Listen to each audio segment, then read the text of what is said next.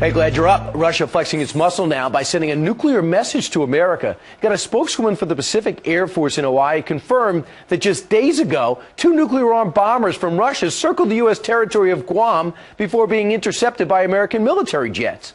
Is this proof that Russia is becoming a greater threat to the U.S. than the administration has let on, known all along but doesn't want to tell us? Bill Gertz, senior editor of the Washington Free Beacon, joins us live from Washington. Bill, what do you read into this? Well, Brian, I think it's pretty clear that, when I asked the Air Force spokeswoman why the Russians were doing this, she told me to ask the Russians, which is kind of a joke.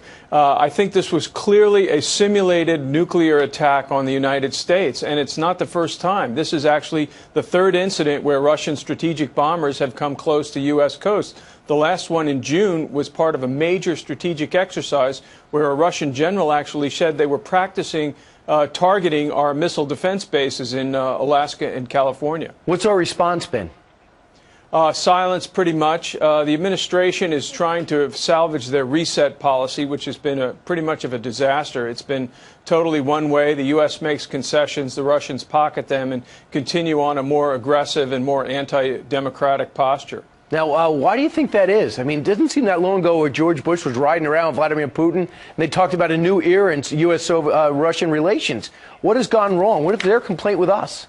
Well, the Russians under Putin are trying to move back into the Soviet period. They see that as the glory days, and they're rebuilding their military. They're building up their nuclear forces in a major way. At the same time, the U.S. is getting ready for further nuclear cuts. And that is happening right now. We want to cut our arsenal by another third. There's been no response. Now Secretary of State Kerry picks up the phone to talk to his counterpart in Russia. No return call until yesterday.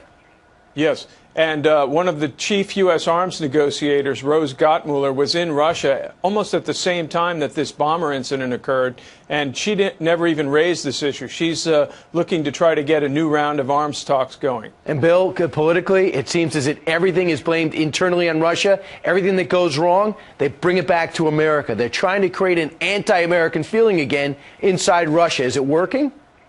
Well, I think the Russian people still look at the U.S. as a beacon of freedom and want that. Of course, the Putin regime has kind of taken Russia back into the Soviet days, and I think he's kind of appealing to the hardliners in the Russian military who are in the midst of this military buildup. Bill Gertz, Washington Beacon, thanks so much.